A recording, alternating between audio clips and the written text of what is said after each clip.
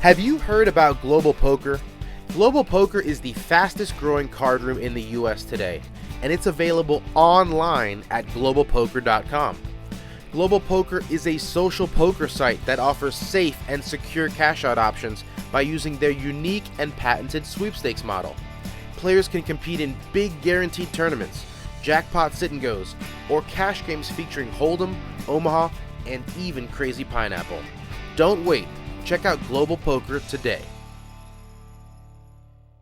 Poker Stories is an audio series that features casual interviews with some of the game's best players and personalities. Each episode highlights a well-known figure in the poker world and dives deep into their favorite tales both on and off the feld.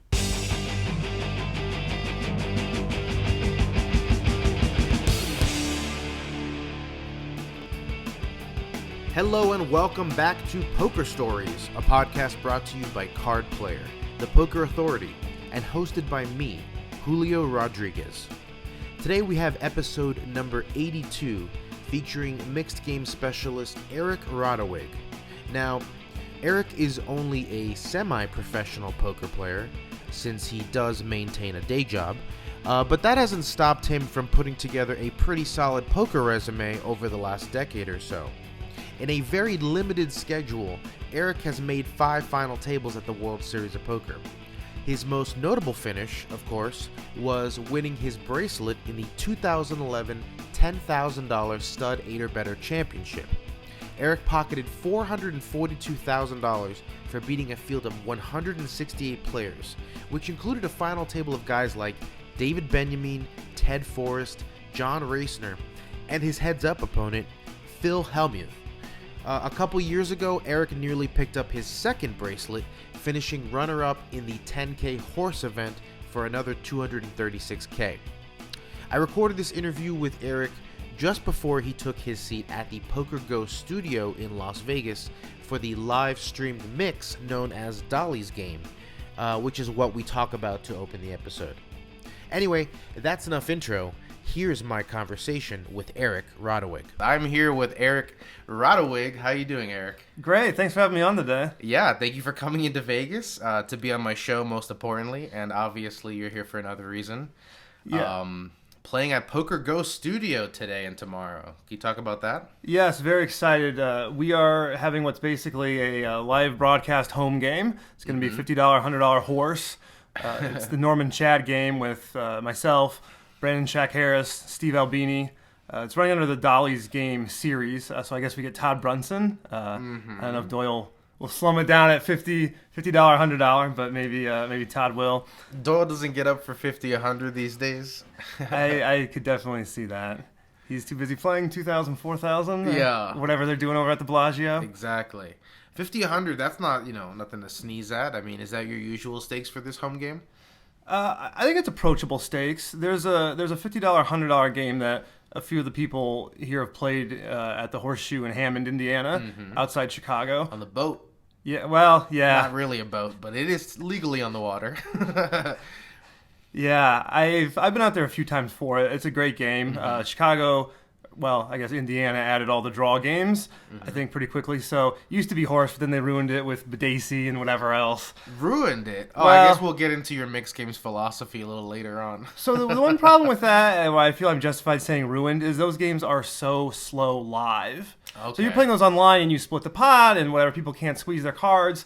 But I don't want to play a game where you get like 10 hands an hour because every street takes 2 minutes for people peeling a diamond or whatever. And then you got to have the pot split every hand. All right, well, let's get to the roots of your action junkie origin story here. We'll go back to the beginning. You are 34, right? Yes. So I'm clocking you at 1986, right? 85. 85, I'm bad at math. Let's see here. I'm going to get this wrong, but I got you all over the country. Born in Alabama, from South Dakota somehow, went to school in Virginia and also Iowa, and is now living in Nebraska? Yes, that's very good. That's some good detective work. Did I miss any stop along the way? Most people don't know where I'm born. I don't, hopefully I'm not using that as a security question. I think it was on your WSOP profile page. So that's fair. You may have answered it on a final table questionnaire or something. Sure. So both my parents are from my dad's from Iowa. My mom's from South Dakota, so my dad happened to be working in Montgomery, Alabama. when I was born. We moved. What did he do for a living? He was a lobbyist. Okay. Mostly state level lobbying. So he would work with the, folks on state level bills. This is boring. Interest rates, car rentals, things like that. He worked for a company called Household International, which ended up getting bought by HSBC, which was where I began my career in the bank, actually. So if you typed in Rodawig in their directory, 2 people came up. So I always liked that. You were the legacy. Yes. My father had MS, unfortunately.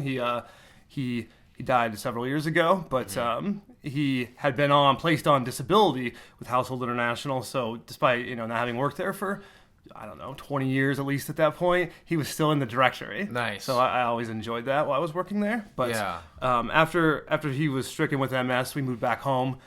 So I lived in Sioux City, Iowa for about 10 years. Then we moved across the river into South Dakota for 10 years. Yeah. While I was in college, I was in D.C. for a lot of different contests. I did the National Geographic Geography. Hold on, you're skipping way too fast. Oh, all right. Wow. Let's go back to Iowa. What are you getting into at that point? What is mom doing? You have brothers and sisters? I have a sister 5 years younger, Rachel. My mom stayed home. Not a whole lot. Sioux City, Iowa was a town of about 85,000 people. We lived in a little kind of townhome development, so it was nice. Just ran around all over the neighborhood. They had a swimming pool, tennis court, trees to climb. So it was fun. Walk to school, just kind of a standard Midwest existence. Yeah. What were you getting into? I mean, were you the athlete? Were you the bookworm? Were you the geography expert? Bookworm is I was a bookworm. I've always done quite well in school. Politically minded because of what your dad did?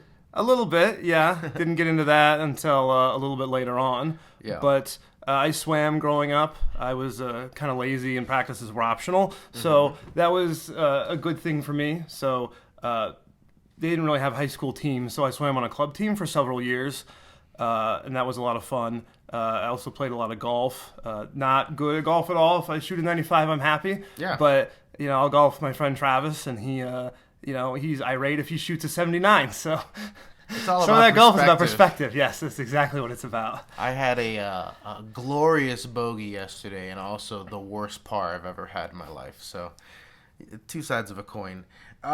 So let's talk about, moving across the country and what that was like, and was there any culture shock as you moved from place to place, or? Not really. We ended up back in Iowa when I was 2, so I'm sure Alabama and Ohio and Iowa are quite different, but I don't have the means to compare them from my personal perspective. And Virginia was Georgetown, right? So correct. So we were in South Dakota for 10 years. There was a kind of a town built around a golf course, so continued to play golf, of course, which is fun. Kind of watching all the folks come by. Some of the dogs will go crazy. Every 10, 15 minutes when people come by. But started getting into journalism and politics a little bit more in high school in South Dakota. I was the editor of our school's newspaper senior year. Wrote a political column. I worked for the newspaper for a few years. I better not make a mistake when I write this up later. There's going to be extra pressure.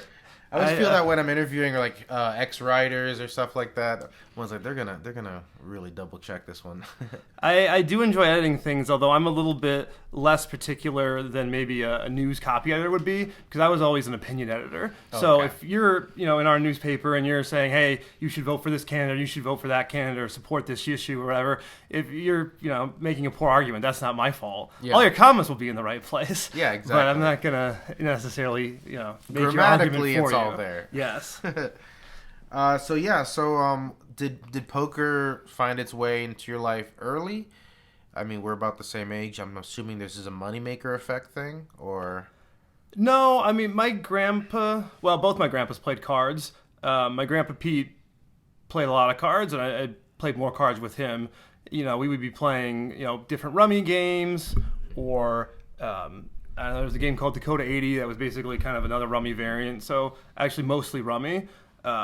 But my grandma would play, my whole family would play, and it's just kind of small stakes. I didn't end up playing poker until high school. Actually, my friends, the best form of poker is 5-card draw with deuces wild. Yeah, so, of course. We would be playing that in my friend's basement, and I'm rather competitive, so the ability to, hopefully be smarter than the other people at the table and win their money. Yeah. That seemed like a pretty good combination. So I graduated from the $5 buy-in games in high school to the $10 or $15 buy-in games in college. Mm-hmm. And by that time, Rounders is out, that the World Poker Tours are now a thing. Are you noticing that at all, or is it still just about fun with friends? To be honest, I wasn't. This was the exact right time. This was 2003, 2004. Mm-hmm. But honestly, this has kind of always been fun with friends. Mm-hmm. My dorm had 4 floors in college, and the first floor had this kind of serious game where a bunch of people would play, and they'd play every night. And I later found out that like a couple of the guys were cheating. So I only played in that game once. But every Friday, 8 to 10 of our friends would get together. I know 10-handed hold'em, but this is college. And talk about needing action. And we'd just play, and it'd be $10, $15, $20 buy-ins, and it was just fun. It was a fun time to hang out with friends. I don't drink, so I wasn't like going out, whatever, you're 18 or maybe some 18-year-olds are going to the bars, I don't know. But, it was just a really fun thing to do with friends. It was always fun. Yeah. I ran kind of also $10 buy-in game during the summer that we'd again play once a week. From 7 or 8 to 10, you just kind of call normal games. And then after 10, you could call Anaconda or Wild Cards or just, a bunch of crazy stuff. So, but it was a blast. Like, people would come through. I mean, we'd have as much as 15 people over some nights and get 2 tables going. And, someone's little brother came in one time, and firsthand, he had a royal flush, and I had 4 of a kind in Deuces Wild. Or maybe I had a straight flush and he had a 5 of a kind. But anyway, I would always rebuy as long as the night ended. I mean, I was the best player. I don't think that's a controversial statement. Yeah. But I was hosting the game. I would buy in as much as I needed to. And by the end of the night, I was probably in for $50. And this guy's little brother had won $150. He cleaned everyone out. I mean, on his first trip. Yeah, just running good first trip. He's like, man, I'm going to the mall and buying some new clothes tomorrow. He gave it all back. He gave it all back. That's the way it gets you, I made a royal in my first ever home game, and that's why I'm in this job. I could have taken a much more traditional career path. Winning in your first time gambling is definitely a bad thing, I've heard. Right. That's how you get bit by the gambling bug there. All right, so are you playing online at this point, or is it? I mean, you're obviously at Georgetown. This is a very academically demanding institution, so you can't just coast away at the online tables, right? Yeah, and that's the problem. Maybe if I would have been at Illinois like James Holzhauer, I would have played a lot more poker. I don't know, but I did not. I played online a fair bit in college. I for better or for worse, was focused on college rather than some of the folks who were a bit more focused on poker. Some of them have more money than me. Some of them have less money than me. Journalism and economics? Economics. Mm-hmm. Georgetown at the time didn't have a journalism program, but I wrote for the Hoya for all 4 years. I was the opinion editor my freshman year, and then wrote a column the last 3 years. I was one of the few columnists at the Hoya who actually was published in 50 different issues. Oh, nice. So I was very happy about that. What was your column about mostly? It was a political column. I'm on the conservative side of the political spectrum for sure. Didn't vote for Trump. Sorry, everyone's mad at me because I'm a Republican who didn't vote for Trump. Well, that makes the other side happy with you. No, because I'm still a Republican. So. Well, I hope hopefully people can see the good with the bad. Yeah, I hope. It's interesting. I mean, well, we can talk about politics as much as little as you want, but there's definitely like a, should we get along or should we kind of, put someone like, Trump, who some people are thinking, causing a lot of problems, and certainly he has, poor behavior at times. Should this election try and reconcile people? Like I think, maybe Biden and Mayor Pete are talking about, or should we kind of, take it a completely new direction? Maybe like a Bernie Sanders. Right. How do we fix it? Do we fix it with a hammer or like by stitching it up? And that's hard. Some people want the middle of the road. Some people want a dramatic shift to the other side. Yeah. So I'm assuming this is what your column dealt with? Yeah. So my column, being in a liberal East Coast school, my column was called Thought Crime. Mm-hmm. And, I triggered the libs for 3 years. And the best part about that was Like, Thought crime. I like that. Thank you. Everyone who wrote in... Starring Tom Cruise. I am not that cool.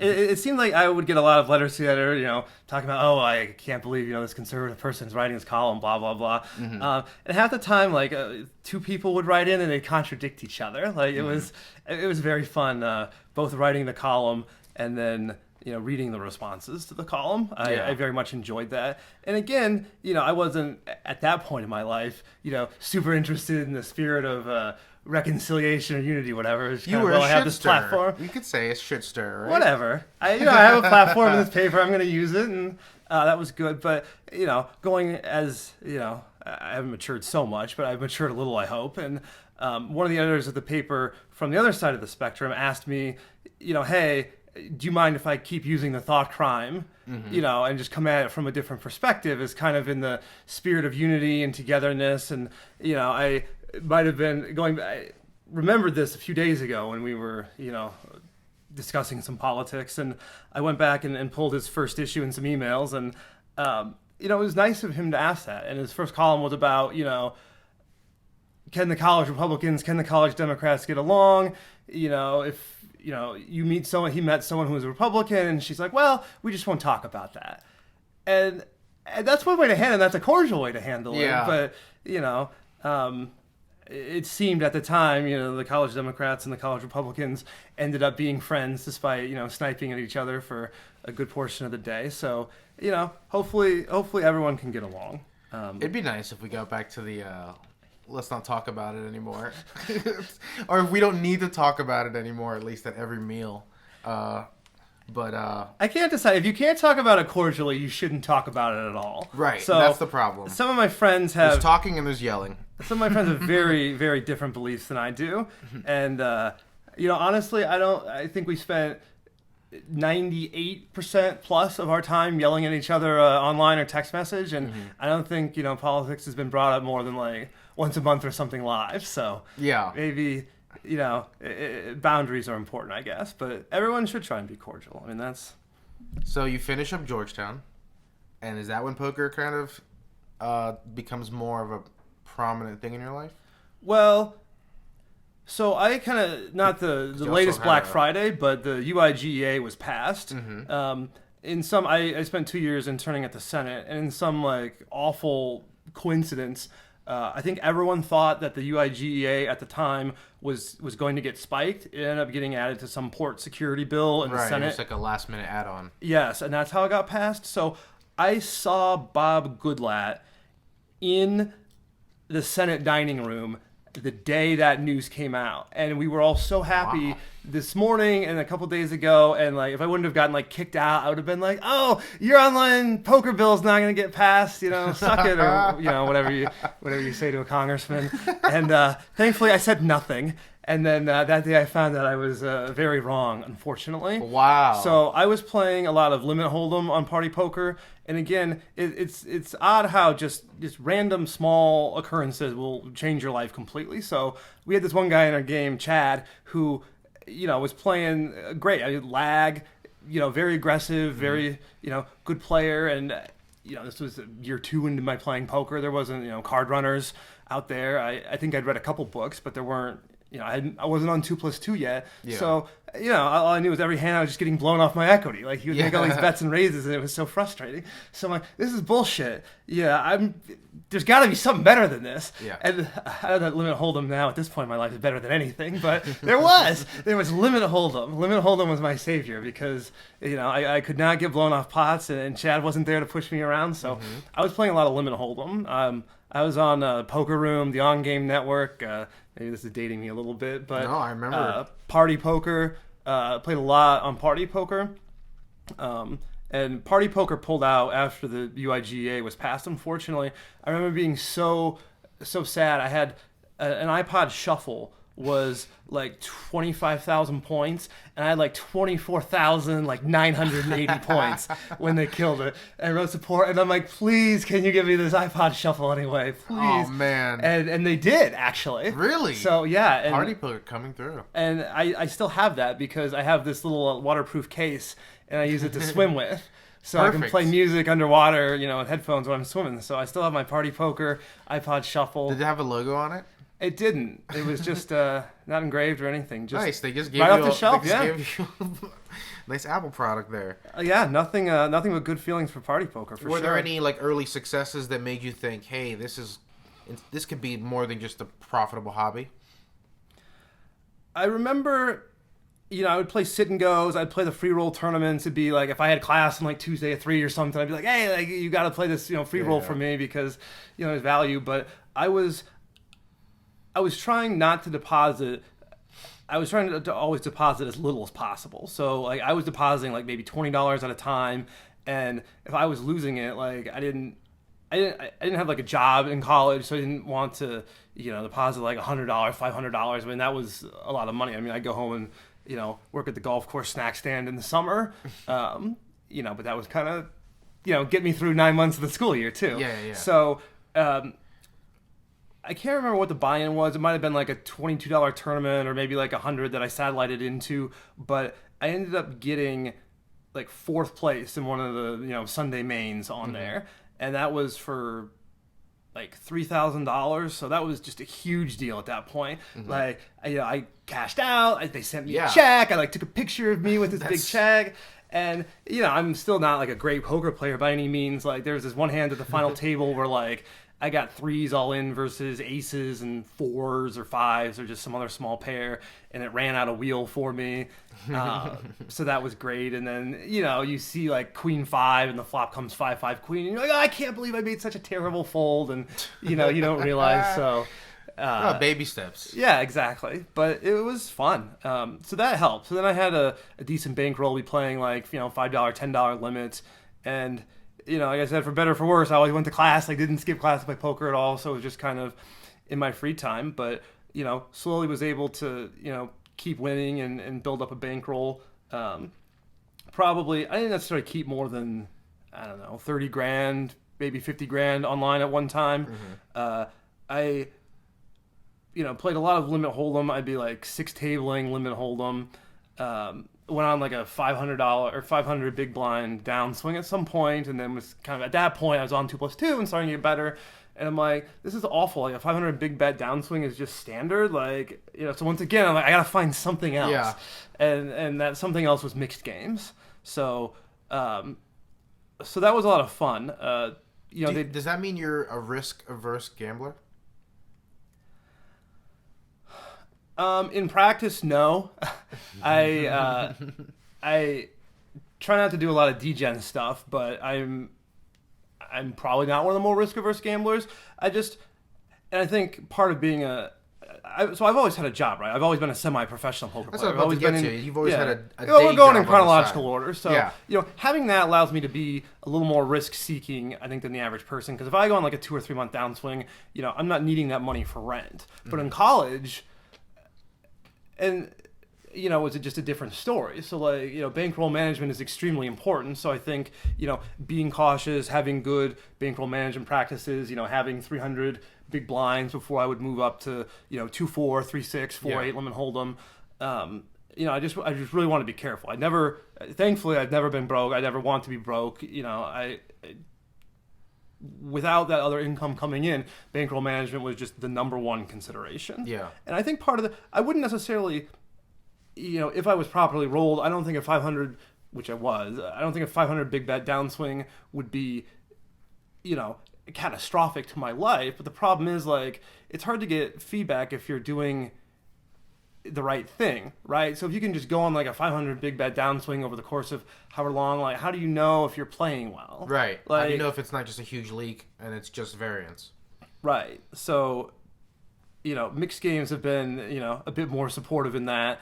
Being a little bit of a bigger fish in a smaller pond is helpful. Some of the split pot games just have less variance ordinarily, but... Did you find one you were better at right away, or...?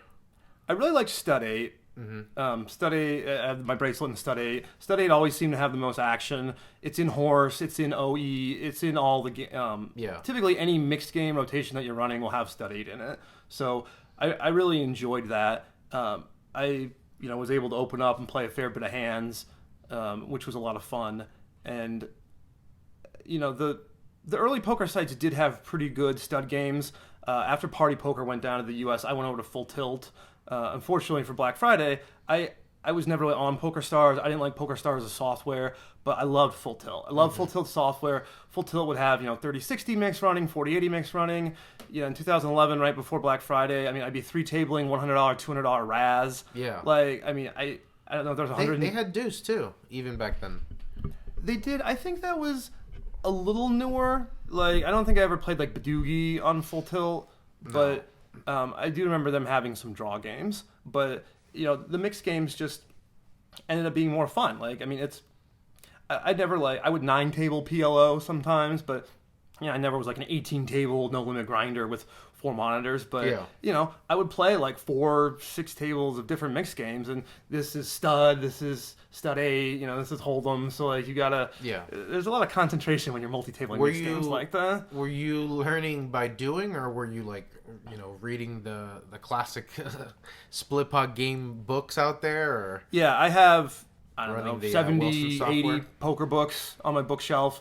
I enjoy reading. I'm a quick reader, so most of the poker content I consume has been books. So I would buy I'm sure I have 60 No Limit Hold'em books, right? Just because all the, that's what all the books are written about. Yeah, and exactly. You never know when you're going to have to play Texas Hold'em. And if you, go to Washington, D.C. for a trip or go to Chicago or whatever, I mean, they're going to have Texas Hold'em games running. Yeah. If you're in a home game, it's probably going to be Texas Hold'em. So, consumed all the Ed Miller books, all the Sklansky books, almost all the 2+2 books. I mean, they're just, they're great resources. I don't know, certainly there's more advanced Hold'em concepts that have come out since then, but reading those books was definitely a big part of my poker education. Having the 2+2 stud forum was also a big part of my poker education.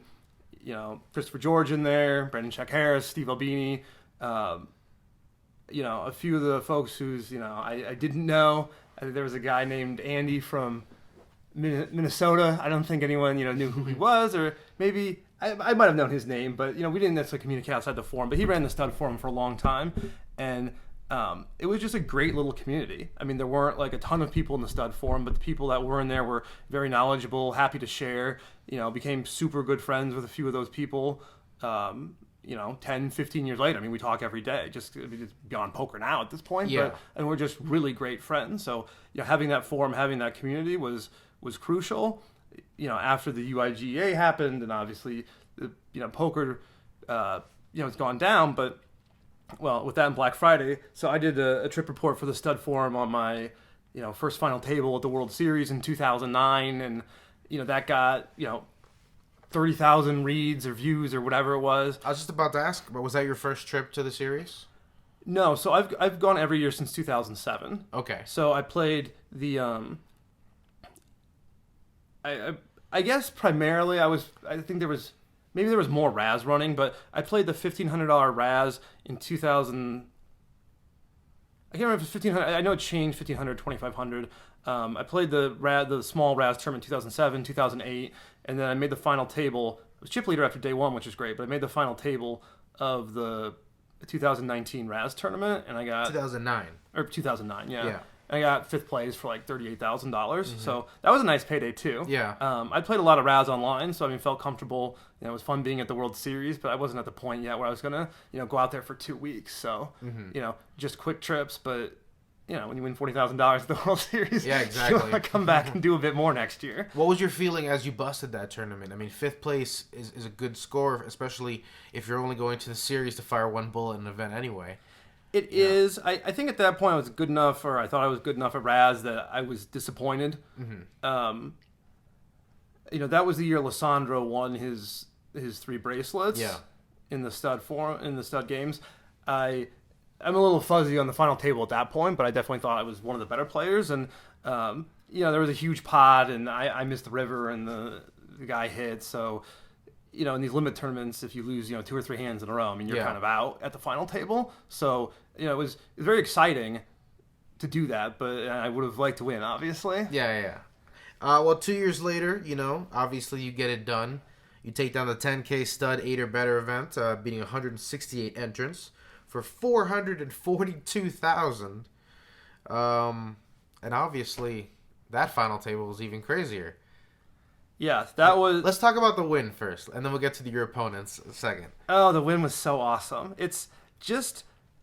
I don't know quite how I feel. Some people are like, oh, I'd rather win and get $250,000 than get second and $270,000. I don't know that I can put a dollar value on that, but which is I can put a dollar value on most things typically, but that just the first win is incredible. Like it is instant validation. Like I am not a professional poker player, and to go there, and the story for me is fortunate because I win a bracelet in like my 8th tournament or whatever it was. I have a full-time job, so like the World Series puts statistics together, and 50 of the bracelets are for professionals and 10 of them are for amateurs or whatever it is at the time. I was classified as a semi-pro, which was accurate, and I can't remember if there were other semi-pros that year. Maybe like a couple, maybe like 3 semi-pros are winning a bracelet. Yeah. So to be able to do that, but do it in a 10K, do it in my favorite game. Do it with an incredibly stacked final table. So Ted Forrest was there. Yeah. John Raciner was there. Yep. I think he had just gotten second in the main event. David Benjamin. Yeah, David took fifth. Benjamin was there. And then obviously the big kahuna himself, second place, Phil Hellmuth. Yeah, saving the best for last. So Phil Hellmuth was there. So so to just add to this list of like lucky things to brag about for your first bracelet, like I beat Phil Hellmuth heads up. Yeah. And he hadn't really gotten into mixed games so much at that point. I mean, he was at this point, he did not have a mixed game bracelet. Correct. He only had Hold'em bracelets, and I believe he was stuck on number 11 or 12. He was 11 because I think Juanda had beaten him in a deuce event. Mm-hmm. So this was his second place. Yeah. But just to so certainly the poker community who knows who David Benjamin and John Raciner are, but most people, right? Like civilians too, like, Daniel Negreanu, Phil Hellmuth, like those are the two, probably Phil Ivey, Bill Brunson, like those are the, 4 of the top 5 poker players that, like, even if you don't play poker, I've heard of Doyle Brunson, like, I've seen Phil Hellmuth. Would know those names, having casually watched ESPN, Exactly. Once. So Phil played well at the final, whatever, I'm not trying to shade anyone. Phil played well at the final table. Phil did get extremely lucky at the final table. He was all in, like, 8 times heads up, I think, and always got a chop. And he was all in a lot. I mean, he was one of the shorter stacks of the day, so you wouldn't expect that. But in stud 8, it's a little bit easier to survive the all-ins, right? Because you can get half the pot. So maybe if you're like a 60-40, equity favorite in Hold'em, you're going to be able to turn up 40% of the time. In stud 8, some of that 60-40 as well, I might win half the pot 80 or 90% of the time. Yeah. And then I'd get the other side of the pot, 20 or 30% of the time. So you're only going to be out of that hand 10% of the time, despite, only having 60% equity. So whatever. So he survived. And, I said if I was getting interviewed after the tournament, like, yeah, it's super fun to beat Phil heads up. Like, if this was a no-limit tournament, I mean, he would destroy me. But, this time he was, playing my game on my turf. So, I was the stud 8 card runner's coach. Like, don't mess with me. I got this. Was there any... Hellmuth blowing up at the table, talking speeches, heads up, or no? He was extremely well behaved. Did have him out chipped, so thankfully I was the chip leader for the entire day 3. Mm-hmm. I went into day 3 as chip leader, and I did not relinquish that. He had, I think, was a 2-outer for a full house. I had 2s or 3s full of 4s, and he had 5s full. And the only time he got out of line was, we both filled up on 6th Street. He bet, I raised, and then he just like jumped out of his chair to like 3-bet. I mean, literally, like the rest of his chips just like tossed, like dumped them into the pot, like standing straight up, whatever. He does have those spasms often. Yes, and I'm like, I was seriously considering. I mean, I had to think for a while because I'm like, my full house can't be good here. Like, I know my full house cannot possibly be good here. Mm-hmm. Thankfully, that was the last of his chips. So when I took a while and thought, like, well, I have 4 outs to fill because whatever, and I'm getting these odds, and like I have to call, and perhaps there's some chance he just has 3 5s, even though I know he doesn't. But so I had odds to call, especially because I wasn't going to have to face another bet on the river. If he had chips behind, I would have just folded right there. Yeah. But because he was all in, I was able to make the call anyway. But I certainly could have thrown it away. Fortunately, I didn't spike, but if someone's going to fly out of his chair when he has the best hand. I'm not like real big on live reads, but I think that's a tell. So maybe people shouldn't do that, or they certainly can if I'm in the game. Or at least he has to balance his range by doing it with air every once in a while. It's like the that hand with was that Beth Shack and him where they both had the aces. And yeah. She's like dancing around, and the guy calls with kings after like I got it. Oh, worst call in the history of poker. Poor Brett Ritchie. Yeah, that's right. Yeah, sitting there with kings, still making that call. He's the only one in the room that didn't know it. All right. Yeah, what did you do with the bracelet? I like wearing it occasionally. I'll wear it to like weddings or formal occasions. One of my friends at another boat, which is actually a boat, the H.O.R.S.E. It's no longer now; they got rid of it. But in Sioux City, there was an actual river boat, and at the time, the law, the boat had to leave it had to be like a real boat, and it had to leave the dock. So like every morning at 6 a.m. you could just like go to the casino and it would like cruise around the Missouri River. So that was pretty cool. But they loosened the laws, and now it's a casino on land. But my friend dealt poker there, so he wanted to see the bracelet one time when I came home. So I'm wearing a bracelet in like a 1-3. Texas Hold'em game. Half the people are like, "Wait, is that a bracelet?" Mm-hmm. And half the people just had no idea the concept of what a bracelet was. So that's fun. I have a little poker shelf with my trophies. You brought it with you here to Vegas? No, I didn't bring it with me. You're not going to show it off on PokerGo? My friends are nits and whatever. Well, at this lineup tonight, everyone's going to have a bracelet pretty much. Well, everybody except Norman. It is just so I guess back to that validation, like being able to put like bracelet winner is just like instant, instant respect. I mean, it just feels good as someone who's not in the game full time. And not I'm like Chris Moneymaker or whatever, but right, that's one of the most attractive things about poker. Like you can be an accountant or you can be a banker or whatever, and you can go and you can win a tournament for hundreds of thousands of dollars, millions of dollars. You can beat Phil Hellmuth. I mean, I can't beat LeBron James at basketball. I can't beat Phil Mickelson at golf. I couldn't even play with them. I don't. Yeah. There'd just never be a situation where you're playing basketball with LeBron James, but you can play with DeGranu, Hellmuth, take your pick, anyone you want. As long as you got the buy-in. Yeah. Yeah. And if they're playing and you don't have to pay $10,000 to play with them. I mean, they'll play the $1,500 mixed game tournaments, $1,500 no limit tournaments. If they're playing a smaller stakes cash game for some reason, I mean, people can watch. It's just exciting. Like it's exciting that poker is approachable and it needs to stay approachable. I just love having all these, broadcast cash games, broadcast tournaments, and, you can see the whole cards. Yeah. So, when I was at the final table, the 10K H.O.R.S.E in 2017, I ran 2 bluffs there. Both of them got through, thankfully. And, I'll sell, I don't need to sell a ton of myself, but I'll sell, 5 or 10%, whatever, pieces to poker friends. And then I have a lot of, just non-poker friends who will just buy 1% for a sweat piece. Yeah, sweating. So, two of my friends who had 1% of that were like, man, like, it was so stressful. Like, you were in there and you were bluffing and they were thinking about calling and it was like 3 or 4 minutes and I didn't know what was going to happen and it was so stressful. And I'm like, I know. Like, I was there. That's how professional athletes feel when they get talked to about fantasy sports. They're like, man, when you made that catch in the 4th quarter and gave me those extra 8 yards, that really put me over the top.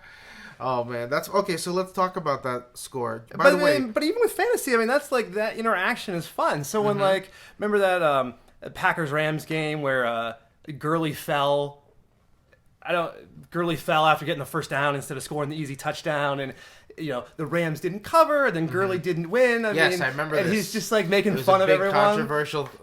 They messed up the spread. Yeah. Yeah. So he could have walked into the end zone, but he does the right football play and just goes down, and then the Rams win the game. Thankfully, I had the Packers to cover not the closing line, like the opening line. So it didn't matter what he did, I was okay. Yeah. But it's fun, like to have that interaction. Like I mean, whatever poker players can do to be interacting, with the fans, like it's great. Like having people mic'd up, like the Mickelson Tiger Woods golf event that was held here a couple Thanksgivings ago. Just hearing them jaw at each other the whole time.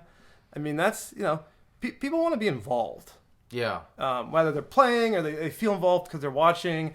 Fantasy is great. You know, the $500 fantasy World Series of Poker that David Baker runs and gets 1,000 entries or whatever it is. I mean, whatever we can do to make sure like other people are having fun. It would be great there's been a few companies that have tried it, but Fantasy Poker, like its own site where anyone can participate even for free, it could be a thing during the summers if somebody had the right database and platform to do it. But it's kind of tough. No, it's hard making a system that's fair for all the games. It is hard, and I think some of the staking sites where if Daniel Negreanu puts up a piece of himself or Phil Hellmuth puts up a piece of himself, certainly those sites have to charge fees. I think maybe paying like this is certainly not a shot at Phil, but maybe paying like 1.7 for someone's 10K mixed event, after fees and all this stuff. But like if people want to put $100 into that instead of going to the bar, and they can say, oh, and my favorite player wins. I mean, just making this accessible is just so important. So if you can, buy a piece of Negreanu in the, $1 million one drop, I mean, those kinds of things are awesome. I don't know the Dolly's game that we're going to be playing later today. I think, it's typically like 1,000, 2,000, 2,000, 4,000, and people, want to see, $20,000, $50,000 pots on TV, so this game is a bit more of a home game atmosphere with home game players and a home game setup. So we're only, 50, 100 is still reasonable stakes, but we're still, I think my friend Steve called it approachable stakes. So people can go on there and maybe they could come and be in that game someday. Yeah, there are people wandering this casino right now who have the bankroll to sit in that game. We would love it if they sat in the game randomly. If they just happen to be bored enough with their baccarat or whatever. Let's talk a little bit about your second place finish. Hellmuth has 15 wins. Do you know how many second place finishes he has? I guess I'd take the over if he has 15 wins. Over on what? Over on 15? Oh, he actually has 11 second place finishes. Okay. According to my counting skills. So he does win more than most, but obviously he knows the pain of runner-up finishes, and so do you. Can you talk about what it felt like to finish second in that horse event? Still got $250,000 out of it. Second. So whereas the first bracelet is sort of, validation, the second bracelet kind of at that point felt like, I don't know, additional validation. Mm-hmm. Just like, I'd like to win a bunch of bracelets, obviously, but I'm not there all 7 or 8 weeks, and I don't have as many chances as some of the other folks do. So to be in contention for the second bracelet was really great because, not that it's easy to do certainly, but whether they give 80 of them out now for summer, so to have two, would have been great. David Bach's a super great guy. No issues with losing to him. He is a $50K winner as well. Yeah, so and I think that was when the 50K was H.O.R.S.E. So he won that when the 50K was H.O.R.S.E. So he's a great guy. So that kind of lessened the blow of second place a little bit. We just did not. I just lost every hand heads up. Like I didn't make a pair. He made pairs, trips, full houses. Yeah. I'd call him down with the board would double pair and limit hold him. I had ace high and he had the full house. So thankfully I didn't feel like I got outplayed because it was very short. But he's a great player, but he just happened to run super well heads up. So I went into that day, I think maybe 12th and 15 or so in chips. So to be able to do that, run a few big bluffs that got through. In a good way. Yeah. I was very happy with that tournament. It was fun to be on the live stream with the whole cards. It was fun to know that folks were watching. I had a great rail there. That's right, because that final table also had Jason Mercier and Daniel Negreanu, so there were a lot of eyes on it. Mm-hmm. The biggest regret, normally I'm in the $1,000 last longer that folks will do during the 10K tournaments. I was not in the last longer for that tournament, unfortunately. That would have been a nice little bonus. Yeah, that might have been another 20 or 40K, depending on if we would have split it or not, or maybe we would have split it. Bach was down to a couple 100,000 chips at, I think, a couple points. Mm-hmm. So maybe I would have gotten a quite a good split on that. But Negreanu and Mercier were in that too, and they're obviously super great players. And no, it was a good final table. It was fun. It's fun to be playing that. there was a hand earlier where I busted Max Pescatore and Mike Mattisau on the same hand of Women Hold'em. So it was like the Street Fighter double KO. Yeah. Where so that was fun. I mean, that was just a super fun tournament, and $250,000 is still pretty good. So I was happy about that. I don't necessarily. The razz, I was a little mopey when I busted. I made the final table, the $1,500 PLO8 back in 2013, and got fifth. I think that was the first time I played the PLO8 tournament. It was super great. It was when it was a $4,500 starting stack, but where you had the 2 rebuy chips, where you could go in for all 45 at once, or have 3 1,500 bullets. Whatever. Some people have different opinions on that. Sometimes maybe splitting your chip stack in half is fine. But I was on my 3rd bullet, and then ended up winning this huge pot. Day 1 chip leader.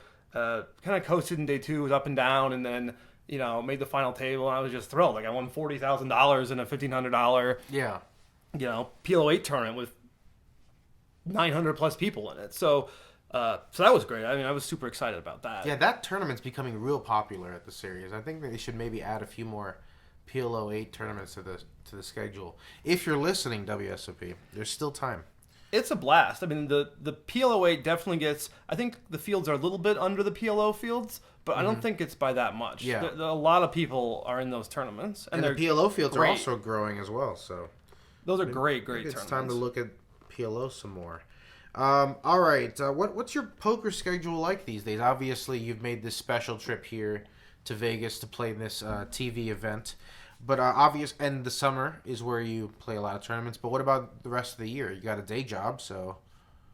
Yeah, I got a day job. Got 2 kids, 5 and 3. So I've been playing a little bit less poker than I have historically. Now that sports betting is, Iowa legalized sports betting, so you can go over to the, Horseshoe and Council Bluffs and certainly not bet on Nebraska, but a lot of people from Nebraska go over and bet on Nebraska. I guess that didn't work out so well this year, but I mean, they had just $100,000 on their quarterback to win the Heisman. So I think what I need to do is open a sports book. Wow. Near that is optimism. Near Omaha. Yes, it was. What kind of odds you get on that? Like, no way it's fair. But their quarterback was 66-1, I think, when he opened, and Burrow opened at 200-1. So yeah, so I've been trying to get a little bit more into the sports betting scene. Obviously, that's a lot of again, bankroll management, but it's a little bit easier to do. So if you're doing if you're playing poker, maybe you want to sit down and have like a 1-hour session, 2-hour session, 5-hour session. But the sports betting is a little bit more manageable from a time perspective. Yeah. There's still research. But... Yeah, there's research you can have to do, but as far as like you can research on your own time, or if you need to, get up and do something or whatever, like you can put your book down or you can, and also put your website down. And some of the research is entertaining. It's very entertaining. So I think that's from a time perspective, it's a little easier, so that's been big. Hopefully, as it's legal in more places, there'll be more money getting into it, more things to do. Ed Miller's sports betting book is absolutely fantastic. So I was very lucky to get an advanced copy of that. I think the logic of sports betting. Maybe excerpts of it in a future card player column. Oh, very nice. But not to spoil his book, but probably one of the most important takeaways from his book was, more or less line shopping. So if you think that, the Golden Knights are going to win the Stanley Cup, maybe they're, I don't follow hockey super closely, but we're in Las Vegas, so whatever we use the Knights. And one book might be the stadium. One book might be 30-1, and one book might be 20-1, and one book might be 40-1. Right. Or I think Oregon to win the national NCAA basketball championship was big, and I think Oregon was probably priced at like kind of in that same range, right? 20-1 to 40-1. So doing that line shopping is probably one of the most important things you can do to be a successful sports gambler, and that's hard to do. I mean, it's easier in Vegas when there's, 15, 20 different sports books. Yeah, I can walk up and down the strip and see, all the 5 or 6 major books, and what they're offering.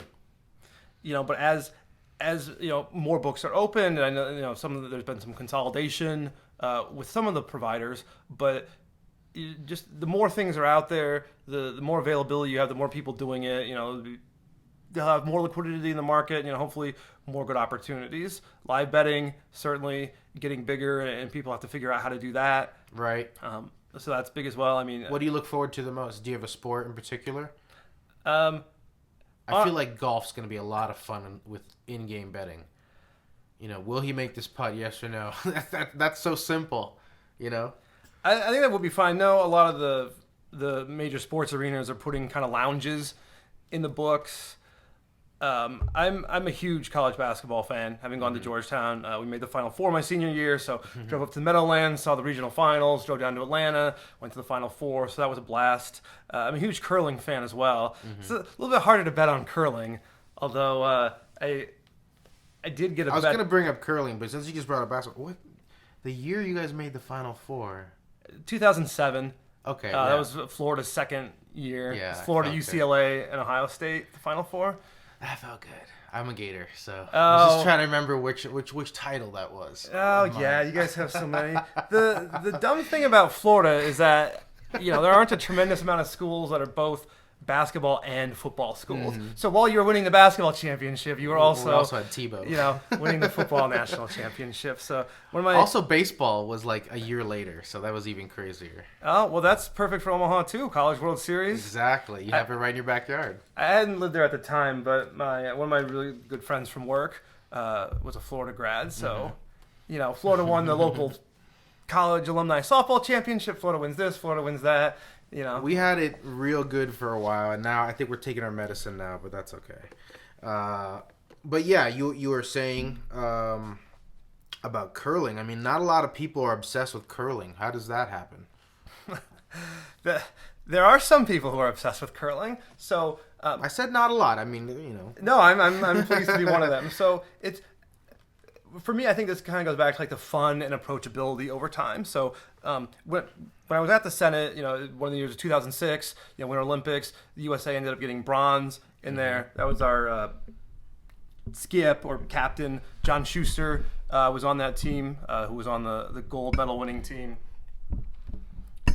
Yeah, you go ahead, sorry. Okay, sure. He was on the gold medal winning team, of course, in the most recent Olympics. But, when you're at the office, you have, Fox News, MSNBC, CNN, just the news channels on all day. And curling wasn't kind of the number one sport at that time. So they would run curling just all day. So we would watch curling at the Senate just all day.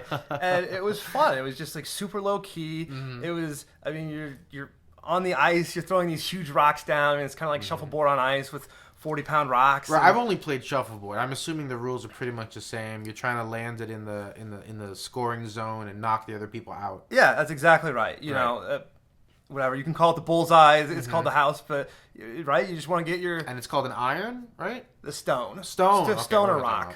It looks like an iron with the handle. It does have a handle on it, so you zip it down the ice and try and knock the other team's rocks out of the way. Are you a sweeper? I'm a yeller, so. Oh, okay. There's 4 people on a team. I am in part of a recreational league, so I'm the skip of our team. So it's the skip's job to yell at his team and across the ice and tell them whether they're supposed to sweep hard or not at all. And it's like a playing coach. Yeah, the skip does almost no sweeping, which. I'm not a skip because I have any, talented athletic ability. I'm a skip because I can yell really well. So I feel like that had the strategy down, kind of 15 years later into being a fan. So, it's kind of like hierarchical, right? Like, you want to be like collaborative with your team, but curling, there's the spirit of curling where you're always super nice to everyone or whatever. But one of the things about curling is like, you can talk about like what shot to throw, but like when the skip puts his broom down and says, throw it here, like, that's it. Like, that's what you do, And then when the skip throws, like, the vice skip is going to put his broom down and say, hey, this is what we're doing. So it's interesting like that. Being a recreational person, you want to get as much feedback as possible. But at a certain point, you can just be like, we're doing this. There's a chain of command. Yeah, there's a little bit of a chain of command. So that's all right. But it's just a blast. Omaha's been lucky. Omaha doesn't have any professional sports teams, but the Omaha Sports Commission does an amazing job bringing all these College World Series. Olympic swim trials is coming up again. We got the curling trials. They have all these, the horses, pole vaulting, whatever. So curling was just like a perfect fit. So we have a few pretty nice, college and local arenas. So, we had thousands of people in there watching curling. It looks great on TV. Yeah. But you got to meet I mean, you get to meet these people. So, I got to meet, Matt Hamilton and his sister Becca. They were in town for like a curling night in America thing where they did the mixed doubles curling, and like I had a sign, and they walked over. You're telling me curling stars are approachable? Yeah, super approachable. And curling is actually the ultimate like semi-professional sport, right? Like all these people have jobs. Like the skip of the women's Olympic team is a nurse. Yeah. So she does like her 4 10s and then spends 3 days curling. Like these are all. There's nobody just living solely off of curling winnings. Maybe in Canada, but or Sweden, but not here. Like these people. I mean, it's crazy. Like they're just not that. I mean, certainly, they can hit their shot, within inches.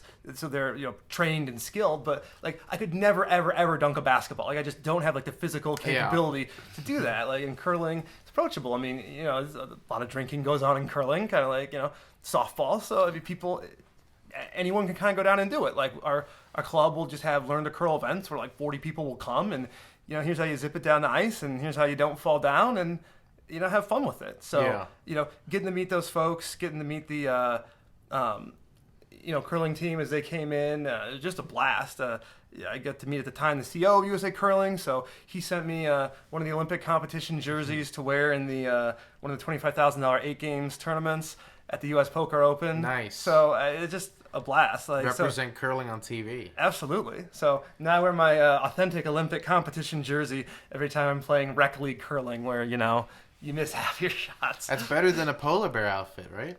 I do like a polar bear outfit. Yeah, the polar bear outfit sheds on the ice, though. You can't have all that fur on the ice. We had Brandon Shack Harris on this podcast, and we brought up the polar bear outfit that he wore during his final table run in a, was it razz stud 8 tournament? The stud 8. Stud 8. And then you basically had to copy that the next year. You also made the final table. So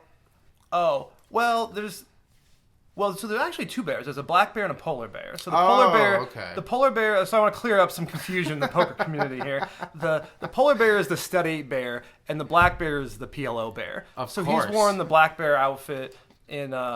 He's made the final table and won the $10,000 PLO tournament a couple times. So he's worn the black bear there. He gave it to Lauren Klein, who had it when I think Brandon ended up getting 3rd in 2018. That sounds right.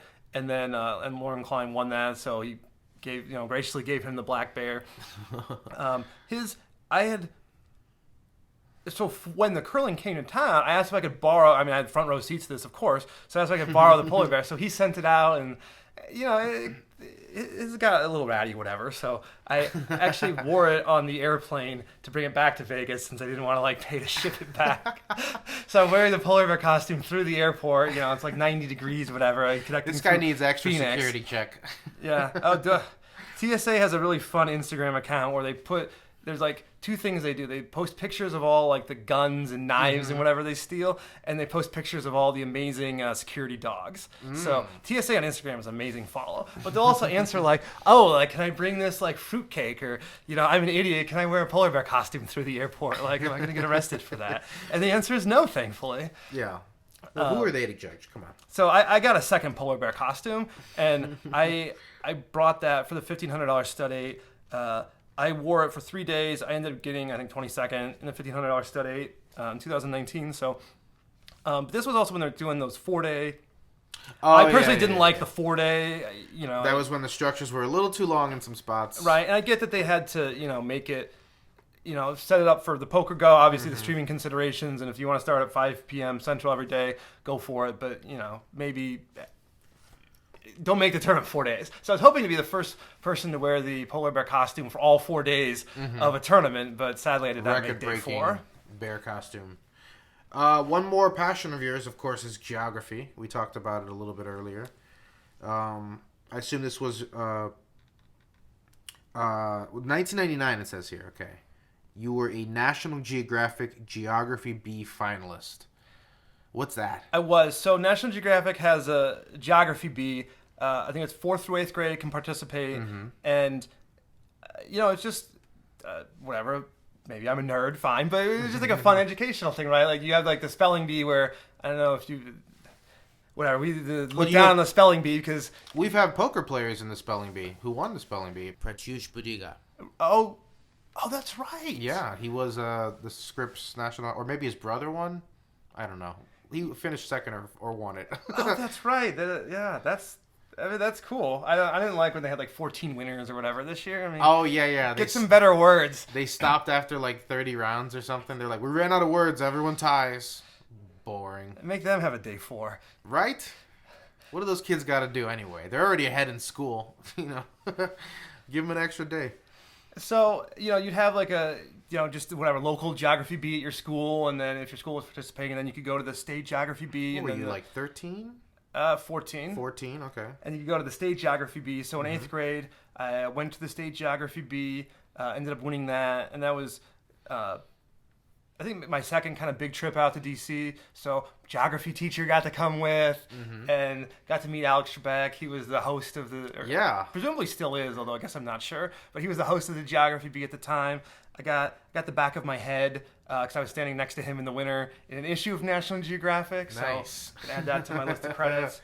But yeah, I have the winner here, David Beal from South Carolina. Yes, Homeschool kid who won a trip to Australia. So, you might call the homeschool kids kind of the geography professionals. I had to go to 8 or 9 different classes, and I wonder how much geography studying they were able to do during their school time. Exactly. So I think you are typically seeing homeschool kids win that, unfortunately. Yeah. Well, I think it's the same as the case in the spelling bees as well lately. So what did you finish in that? Did you get anything for the? No, there was like a prelim, and then they had like the top 10 or top 8 or something go on. So I unfortunately didn't make the top 10 or 8. What goes on in a geography? I mean, is it just like, what's the capital of Australia? Kind of. I mean, harder questions than that. So they'll ask. I don't know the answer to that. Well, I believe it's Canberra, right? I've never taken a geography class. I don't know if it was like a weird hole in my school system in South Florida. It never happened. Not one semester, nothing. I couldn't even name all the 50 state capitals. Interesting. Yeah. So, maybe, geographic trivia is a fine way to describe it, but consistently more complicated questions. So, what's this river in Europe? What's this mountain over here? What? That's not even, that's just crazy. So you're memorizing rivers and mountain ranges? Okay, yeah, that's on another level for sure. Yeah, it's a lot. I mean, good practice for Jeopardy. Do you remember a lot of it? I remember some of it. Mm-hmm. How did you study? Did you make up songs for yourself, or? No, I would read atlases. Okay. Or there's the Idiot's Guide to Geography, and just geography books, atlases. Kind of looking at that. What I liked about that is that it seemed like useful knowledge, right? I mean, it's always good to learn about the world, learn about things that are around you, learn about things that are going on in different countries. When I was in the banking industry, I worked for HSBC, which is an extremely international bank. 120 locations in different countries. I was at a training session in London where they had literally people from 62 different countries. So it's just really great to have that exposure, and kind of particularly being from the Midwest. I grew up next to the old Gateway computers, so we actually had a lot of engineers come into the community from Southeast Asia and other places. So maybe a little bit more of a multicultural experience than you might expect growing up in South Dakota. But Washington D.C. is a very international city. You got people from all over the country, all over the world. All this the was your way of exposure. Yeah. Yeah. If someone needs to, when people get asked those questions, where's Iran on a map when things are in the news, You give me 3 minutes, I could find it. It'd be good if more than 20 or 30% of people got it right, I guess. But, so you meet people Trebek, study different things. So you meet Trebek, and then that starts your obsession with Jeopardy? Jeopardy. Because, you post about Jeopardy a lot. Jeopardy quiz, well, it's hard not to with, Jeopardy James. I guess. Do you know Mr. Holzhauer? I don't. I'm not. He is a sports bettor. He is. I'm not jealous of hardly anything, but I am jealous that I have friends who have been friends with him for 10 years. Meeting him would be fantastic. And of course, me being the poker gambling, lightning rod in Omaha, everyone's like, do you know James Holzhauer? I'm like, no, I don't know James Holzhauer. I have friends who know James Holzhauer. But I like this Jeopardy Greatest of All Time is incredible. I don't know if folks have seen the ratings, but 13 million people watched Game 1 of the World Series, Game 1 of the NBA Finals, and 15 million people watching the Jeopardy. So, that's insane. And the best part is like, I think people, I think James is a douchebag, or I think Ken's a douchebag. Everyone thinks like one of those two is a douchebag, and then no one's talking about Brad. Although he's been getting destroyed in the first week, which has been hilarious. Right, I think we're 3 games in, and it's no games for Brad, 1 for James, and 2 for Ken. So we'll see what happens. I think they might wrap it up tonight or the next few days. So who are you pulling for? I'm rooting for James. Brad seems, I guess James is running bad in the sense that Brad keeps taking all the daily doubles. But it's been very interesting because certainly James is extremely intelligent and gets 97% of the Final Jeopardy questions right, where someone like Ken was actually only getting, I saw he was getting like 70% of the Jeopardy questions right, the Final Jeopardy questions, which seems so low to have gone on that long of a streak. But where James, as the gambler, is doing so well is people don't, maybe people are afraid to go all in, or people don't quite understand, or they disconnect themselves, or they think, I actually have $20,000 here, where you don't. You have 20,000 points, because if you don't win, you get like the $1,000 consolation prize. So every Double Jeopardy has been all in. And that's, if you think you have, a good shot at getting that question right, the optimal strategy. So Ken was not doing that, and he admits to being more conservative when he was on Jeopardy. So, seeing him do that strategy here, maybe he is a little bit better at trivia than James and should be the favorite. I don't think when the odds were out on the offshore books, I think James was like a 3-2 favorite. I think you opened at like -150, but then some bets started coming in, and they ended up pulling those lines down. They didn't account for Ken adapting. Ken adapting has been. I mean, it's. There's always like whenever you're doing something, there's always like you're good at sports or you're good at answering trivia questions, but there's always like 6 other things you have to be good at. So for successful people in any field, like you have to adapt. Like if James is going to be going all in every question, like Ken has to do that or he's going to lose. Like even going back into curling, like typical good strategy for curling is like assume your opponent's going to make their next shot. Well, in curling, if you're in the Olympics, maybe you make your shot 80 or 90% of the time. In recreational league curling, you're going to make your shot like 50% of your time, probably if you're lucky. So sometimes like really good players who are really good at curling, like really good at reading the ice and stuff, like are not going to do as well in like the recreational league games because they're not like adjusting to like these people are going to miss their shots. You need to like play in this way because you can count on people missing their shots, or you got to force them to throw hard shots, which the Olympic person would make. And so you got to do something else because they're going to make that and they're going to hit you out of the way. Well, they're not going to do it in rec league, so not necessarily that you need to run up the score, but just like Belichick, like just do whatever you can to have that winning advantage, even if it means filming your opponents. Well, I guess the Astros got in a little bit more trouble for filming their opponents than the Patriots ever did. That news just did drop. I'm sure those two will land on their feet somewhere down the line. But even with poker, like I mean, if you got to be good at I got trips here, but they're no good. Like not only do you have to be good at reading the cards in the game and the players, but you have to be good at bankroll management, and you have to be good at not having leaks, like going into the pit, and or understanding like game selection. You can be an amazing player, but if you think that you're better than you are, you think other people are worse than you are, you're going to go in bad games and you're going to lose money. The biggest thing at this point seems to be like getting in games. So if you're like a great well-known poker player, but you're the scarf around your face or headphones and sunglasses, like you're not going to get invited to these juicy private games. Right.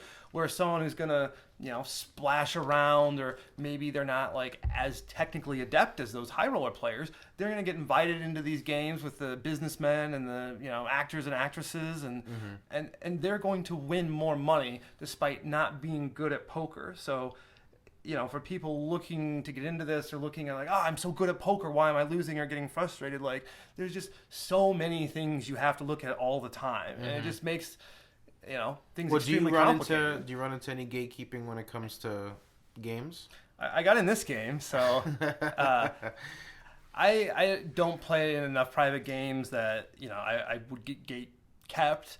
I hope that I'm fun and jovial enough that people would have me in at any point, but that's not my full-time thing, so I'm not. I'd probably rather run the home game than kind of go into it. But I lived in New York for 6 months while I was training, and those games get rated, or maybe it's illegal in New York, or you're not. So I wasn't kind of into the home game scene. Happy to go play in a casino, happy to play online, but they got rated in rounders, right? Then, I don't want to have to deal with any of that. So. Yeah, exactly. We got some rapid fire questions to close it out if you're ready. Go for it. Best swap or piece you've ever had of anybody? I had, Brandon. Sorry, this is not going to be rapid fire. I bought half of one of my friend's main events, just like a local Iowa main event for $500, and that turned into $50,000 because he won the main event. I've had pieces of Brandon Shaq Harris when he won the 10K PLO, when he got second place in the 50K. So those have been good pieces for sure. I think everyone was complaining about Fox and his 5 rebuys at the 5 diamonds, but I was lucky enough to have a piece of those 5 rebuys. Very nice. So that worked out well. So the Drake meme with him looking down and waving his hand at complaining about the rebuys, and then giving the thumbs up to having a piece of the rebuys. Yeah. Of course, it's like 5. Oh, I guess when it works, it works. Yeah. Weirdest place you've ever played poker for money?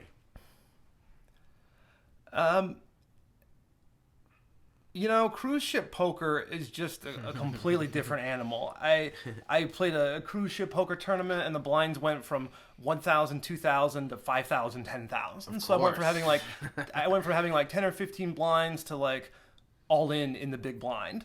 Those people there, if you want the easiest poker games probably in the entire world, it's on a cruise ship. But man, having those blinds go from 1,000, 2,000 to 5,000, 10,000 threw me for a little bit of a loop. I once played on a Carnival cruise ship, early days. They only had one table in the whole casino, and it was a 5-10 limit hold'em game, and the dealer was raking 10% no cap until I sat down and said, "No, just stop at $5." And she goes, "Okay." She listened? Yeah. Oh my gosh, that's amazing. And that was how I paid for my cruise. So, yeah, those are fun times when, especially some of the people who have no idea what they're doing, who are trapped on a boat. Oh man, keep coming back for more. I might need to go on more cruises. We went on a lot of cruises with my dad because of his MS, and boat takes us everywhere we need to be, and you can eat on the boat and whatever else. But so I wasn't playing as much poker back then. But cruise ship poker is something else. What was your worst job before poker? You mentioned the golf course. Doesn't sound too bad. I've been lucky to have great jobs. I worked snack stand at a golf course. I was I ran the teleprompter for a news station. Really? So that was kind of like a video game, right? Like you got to keep the feed right in the right when he's talking. You got to keep it up. That's cool. So that was a blast. Did you have any Ron Burgundy moments? Like he will read anything you put on his teleprompter.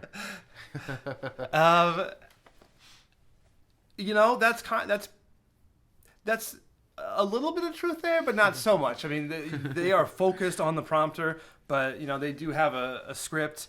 When Michael Jackson did that big farewell concert or something, I was like in the background, like when they were shooting a commercial, and like my entire high school watched the Michael Jackson concert. I was like, I saw you on TV last night during the Michael Jackson concert. And I'm like, yes, during the Michael Jackson concert, I was on TV. But that was super fun. I had great jobs. Working at the bank was awesome. I was at a real estate company when I moved to Omaha. I've just always been involved in finance. I've been lucky. Fun jobs with great coworkers and great companies. So, what was your largest non-poker wager? Could be a prop bet, a sports bet, a pit bet. Sure. I unfortunately had $5,000 on the Astros game 1 of the World Series at like minus 190. So that was painful. That ended up being probably my largest, kind of single game loss. There were a few games where like I won like $7,000 on the Pats Rams Super Bowl. Not a lot of big bets like that, but some that hurt. Yeah, Some the Astros hurt. We re-upped a little bit for Game 2, and obviously they lost Game 2 of the World Series as well. So, and then I did not bet any of the other World Series games after that. Bankroll management. Brandon brought up you on his podcast in terms to selling his grandmother's house. What was this about? Yeah, so his grandmother lives in Wisconsin, and she needed to sell her house. She was widowed, and they needed to pay off the loan on their house and sell the house, and she was going to move into an apartment or something that it'd be a little easier to take care of and whatever else. So you can imagine how calling the bank and saying, "Hey, this is Brandon's grandma's friend. Like, can you tell me everything about the loan? And also, I'd like to help sell this house." So I don't know what he told her, but she just gave me full power of attorney. So I could have sold the house to you for $1, but just never met me, never spoke with me, never seen me. Just full trust, full power of attorney, full trust. Sold the house for a great price, so mission accomplished there. But at some point in typical Shaq Harris fashion, she called me. I still don't think she'd ever spoken with me at this point, but she called and left me a message, and she's like, "I need to apologize." And I'm like, that's where Brandon gets it. Yeah. Because you have nothing to apologize for, and you've never even spoken with me. But now I understand a little bit more about Brandon. So, yeah, but that was pretty crazy. Do poker players come to you for advice all the time, or just given that you seem to know what you're talking about? Yeah, I mean, I'm certainly happy to help people with investments, help people with mortgages. Interest rates, are low now and had been super low, a few months ago. So I'll scream at anyone who listens, refinance your mortgage. Make sure you're, if your mortgage starts with a 4, you should fix that probably at this point. So very happy to help people. Any financial thing that comes up, because you win a lot of money doing poker. I mean, you maybe diversify your income a little bit. And you want to have something in case you're not playing poker. Wait, you don't just put it into the next tournament? It doesn't always work so well. It worked well for some people, but not for a lot of others. There's been a lot of people who've lived that way for sure. All right, what do we got here? Who is your celebrity doppelganger? Has anybody ever told you you look like somebody? Yes, I had a... Because I have one in my mind. Interesting. I had a kind of a flat top cut or buzz cut in college, or excuse me, in high school. People would tell me I looked like Jim Carrey. Really? Yeah. You know what? Like the Me, Myself, and Irene haircut that I used to have? Mm-hmm. Okay, I could see it. Do you have like a rubber face? Can you make like... Hopefully I make enough people laugh that maybe that was part of it too. Yeah. I'm seeing a lot of Billy Eichner. I don't know if you know who that is. Name sounds familiar. He had a series on Hulu called Billy on the Street, where he would just yell with celebrities and stuff. But he was on Parks and Recreation. He's been in a lot of stuff. But I'm getting a strong Billy Eichner vibe in the face there. I'll look him up. Look him up. I'll show you later. See if you agree.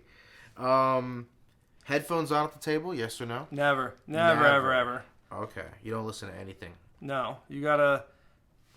I mean, I'm on my phone a lot on the table, but you gotta be interacting. And you gotta talk with people. I'm good at tuning things out. So there's been times where I've been in a stud game with a bunch of 60 or 70-year-old people who are just complaining about things nonstop, and I've been tempted, but no headphones at the table. If you were to listen to music, what would you listen to? I'm a big 90s grunge guy. Mm-hmm. Lithium's my favorite XM station. So, I'm not... you're friends with Steve Albini. I mean, does that... Well, none of my music connects with Steve. He's, too cool and knows all the underground bands. So, whatever. Foo Fighters, Collective Soul, mm-hmm. Nirvana, all the, Pearl Jam, mm-hmm. All the 90s, grunge, a little bit of post-grunge in there. Big Presidents, United States of America fan. Wow. Big Weird Al fan. Huge Weird Al fan. Man, I lived on Weird Al for a long time. The best part is Albuquerque was my album. Okay. That's that was later. One. He likes to do that in the concerts. But what's great about Weird Al is that he's still relevant, like literally 40 years later. Mm-hmm. So you go to a Weird Al concert and there's, people like me or like people. You went to a concert? Oh, I've been to more Weird Al concerts than any other, act. I've probably been to like 5 Collective Soul concerts and like 6 or 7 Weird Al concerts. Wow. But there's like kids at the Weird Al concerts and they love it. Like, kids hear like Amish Paradise or, Word Crimes or the new songs and are fat. I mean, they like his old stuff and it's goofy. Like, Weird Al and the Presidents of the United States of America. Clearly I'm a goofy 90s kid, so that... you can listen to a little bit of Eat It. That's not too bad. That's not too bad an afternoon. No. Put it on a poker table. I don't know how that'll affect your mood, though. What about a favorite movie? Field of Dreams. Really, really like Field of Dreams. Rogue One is my favorite Star Wars movie. That's probably in the top 3 for me. That's a statement right there. People get mad at that. I loved Rogue One. I liked Solo, too, but I'm weird. Rogue One is just incredible. I liked Solo. Solo was fine. The thing about Rogue One is the retcon of New Hope is just absolutely unbelievable. And the other thing is, people, I think rightly complained a little bit, the latest trilogy was too much like the old ones. I mean, 7 had a Death Star, and then 8 was different, and then 9 kind of undid 8. I don't quite get into those arguments, but Rogue One was just so different, and like such great story appreciation, and like the characters are disposable, but it's perfect in that way. Yes, and I don't want to spoil the ending, but the ending is not the type of ending that you will typically see in a lot of movies. Like Hateful Eight, Quentin Tarantino, kind of the same, same type of ending, and then probably rounding out that was the movie I had an intermission at. I'm remembering that. I'm flashing back to being on one of the theaters on the Strip, and they had to do an intermission halfway through that one. Wow, that's right. That was actually part of a marathon because we saw Star Wars 7 and then Hateful Eight back to back. Oh my gosh, so whatever that's a long day. 7 then 8, so that was awesome. My friend had some liquor in his trunk, and it was cold enough and long enough that the bottle shattered, and he had like booze all over his trunk. It was awesome. But then we're probably rounding out that top 3 Inglourious Bastards. Really, really love Inglourious Bastards. Yeah, nothing like a nice cathartic sense of satisfaction in that one. Yes. And Christoph Waltz is just incredible. Terrifying. Opening scene with the floorboards. Yep. Terrifying. Who's the best poker player we've never heard of?